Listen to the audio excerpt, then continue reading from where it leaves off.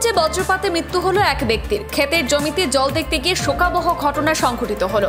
হতভাগ্য ব্যক্তি করিমগঞ্জ জেলার উত্তর করিমগঞ্জের পাথু এলাকার সাজন মিয়া বলে জানা গেছে। পরিবার সূত্রে জানা যায়, সোমবার রাতে ক্ষেতের জমিতে জল দেখতে গিয়ে আর ফেরেননি সাজন মিয়া।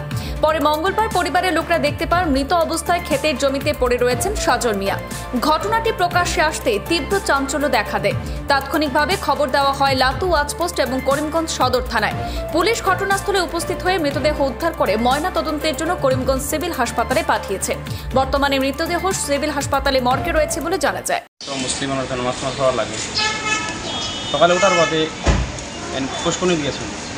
পুষ্করণী যাওয়ার পরে দেখলা জমিনের মধ্যে চাষ করছেন আর কি। দেখলা আর কি জমিনের মধ্যে যে পানি কতটুকু পর্যন্ত বাড়ছে। আর তো যাওয়ার লাগছেন অন্য গেছেন, জমিন পর্যন্ত গেছেন। যাওয়ার পরে তো ওই সময় বিজলি হয়েছে, হওয়ার কারণে তো আর তাই মারা গেছেন। ওটা তো দেখছি না। আর সকালে যাওয়ার পরে দেখছি ভাই একজনের সাল হয়ে গেছেন তার লোক। যাওয়ার পরে দেখছেন আর কি তার মানে অর্ধেক মানে পানির মধ্যে আর অর্ধেক আলির মধ্যে আর কি।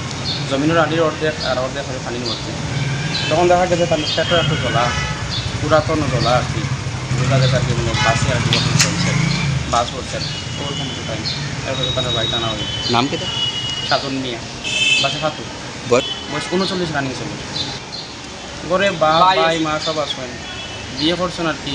22-23 বছর হইব, বাচ্চা কাচ্চা নাই আর কি। স্ত্রী আছেন এখন।